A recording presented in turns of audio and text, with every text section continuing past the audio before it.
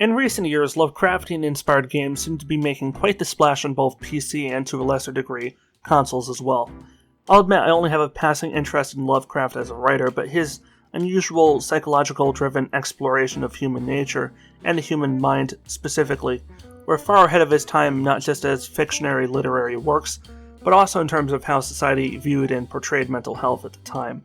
All of this to say that I have enormous respect for Lovecraft as an individual, and I can definitely see how so many video games have taken unique, different approaches to conveying these themes, not just in their visual design, but also when it comes to the gameplay mechanics. Forgive Me, Father is certainly not a true Lovecraftian work, as to the best of my knowledge it doesn't really borrow over much from his works themselves, but rather uses the general aesthetic and adapts it in a more superficial way. Normally at this early point in the review I'd begin by outlining in broad strokes the general story beats of the game, but Forgive Me, Father barely has anything resembling a story. It has a basic premise that vaguely connects the levels by a meager thread, but you never really learn a single substantial thing about the character, the world, or really anything else. And for this kind of game, I normally wouldn't care. As I've said in other review videos, while I'm incredibly biased when it comes to storytelling, given that I am finishing a university degree in that field, I'm also entirely fine playing games that don't really need a story. I don't play games like Doom 2016 or Doom Eternal expecting an award-winning story with multiple full-fledged character arcs, dialogue-driven world-building, etc. With Doom, I expect to be able to shoot and physically disassemble demons in the goriest and most satisfying manner possible. My general rule of thumb with games is, if you're going to put a lot of emphasis on your story by adding fully narrated cutscenes and dozens if not hundreds of pieces of interactable lore notes, as Forgive Me, Father does do both of those, you better put in the effort to not waste my time at the very least. Forgive Me, Father, unfortunately, does exactly that. It probably would have been a far better game if the developers had just stripped out all of those narrated bits and meaningless lore notes, the latter of which usually consist of only a handful of equally meaningless words, sometimes random names. Normally, if this was a Kickstarter game, I would assume that maybe these random notes containing names were just the names of backers, in which case that would still be mildly distracting, but I could live with it. But since I can't find any evidence that there was actually a crowdfunder for this, I'm just confused why all of these notes were necessary. Maybe it was just me desperately trying to find something vaguely resembling a story, and the player wasn't meant to stop and examine basically every note they came across, but I was left wondering what the hell was the point of all of it. The art on display here reminds me of those Hellboy comics published by Dark Horse, except with a slightly more cel-shaded tone. It mostly works, but there are some areas where, due to the art style and sometimes narrow, winding, and sometimes multi-level nature of the level design, you the player can easily find yourself momentarily disconcerted and uncertain where to go next, because of the problems caused by both the art direction and the lighting, as the two can sometimes contrast with one another.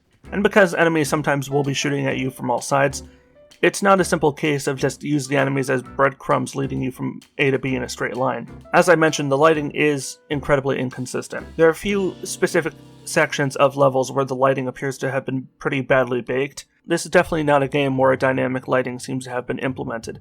It instead gives off a deliberately more handcrafted feel, which does sometimes work and sometimes doesn't. And when it doesn't, well, believe me, it really doesn't. Moving on to the combat system. While Forgive Me, Father is in many ways your typical fast-paced indie FPS game, it does borrow a bit from the RPG genre, with its inclusion of a fairly extensive skill tree system. One that actually does more than just add a few passive buffs. By eliminating enemies, you gain XP, which counts towards your character leveling up and gaining new skill points that can be spent on acquiring or upgrading certain skills. If you're smart, you'll invest early on into one of the game's few passive buffs, which is a permanent increase to the XP gain rate per enemy elimination. This may not pay off much in the short term, but it will definitely be to your advantage as you progress further to the campaign. That said, if you're instead interested in only speedrunning the game, nothing is really stopping you from embracing that playstyle either. It's entirely up to you whether you want to rush through the level or instead grit your teeth and grind every possible level, looking to take out every possible enemy in order to gain as much XP as possible, at the drawback risk of potentially losing health, which is quite valuable and easily lost in the game. There's trade-offs either way, which is definitely to the game's credit as it makes me want to go back and replay it with a more proactive and risky playstyle. I tended to play things a bit more conservatory on my first playthrough. The sound design is really the true ungodly abomination on display here in Forgive Me, Father.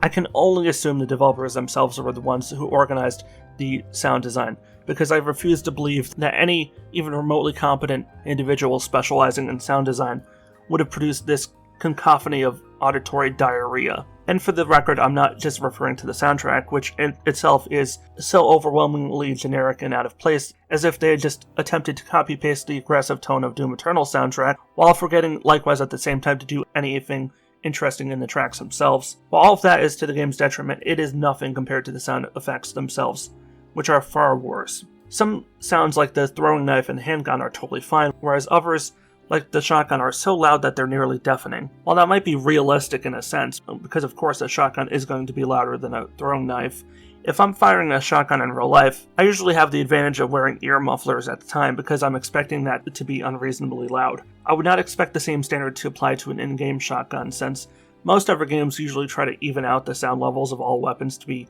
relatively similar to one another, at least to create some consistency across the board. Between that and the sometimes incredibly loud screeching of enemies versus the quieter sounds of some of your weapons, it makes it really hard to adjust the sound levels without making some individual noises too quiet and others too loud. On a final note, the hit registration was more than a bit inconsistent in my time playing.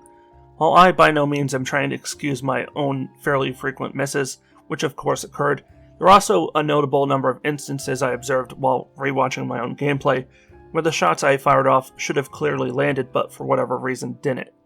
And it's not that maybe I was out of range and so bullet fall off would have been a factor to consider there. For one, I'm not even sure there is such a thing as bullet fall off in this game to begin with. But even if we assume that it exists in some form, in most of the instances where the issue arose, I was either in close or medium range distance from the enemy I was firing upon, so that probably wouldn't have been a meaningful enough factor to consider anyway. It would appear that some of the enemy's hitboxes are slightly more limited than the physical in-game models they occupy. If you deliberately or accidentally fire at their arms or legs, especially when your shot hits an area farther away from the center of their frame, such as their hands or feet, the shot likely will not register, at least not most of the time. While other hit registration issues did appear here and there, those were the most common ones I can attest to.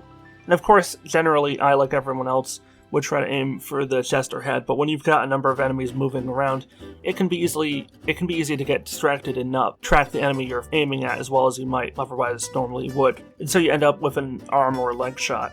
Overall, Forgive Me Father gets a lot of things right, particularly when it comes to its art style and progression system, both of which combined might be more than enough to keep some players invested from beginning to end, but it also has its fair share of failings, especially in regards to the hit registration and sound design issues. I wouldn't say that these are enough for me to say don't buy the game, as they probably can be fixed by a single patch, but since the developer has been fucking about for a number of years now in early access and still hasn't fixed it, I'm not placing any bets on them doing so in the near future. I'm not that optimistic. It seems like they just got tired of developing it and just dumped it out in the wild like a semi-polished turd, rather than because there was no significant issues remaining.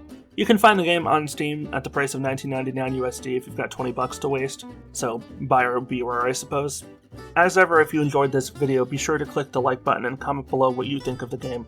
Comments really help get my videos boosted in the algorithm, and plus I read and respond to nearly all the comments I get. So even if you want to drop a comment just to say hi or get my opinion on something else, even if it's unrelated, I'll be more than happy to talk with you down below. Likewise, subscribing and clicking the bell really helps. I know it's cliche, but the YouTube algorithm is a pain in the ass to deal with, doubly so as a small channel.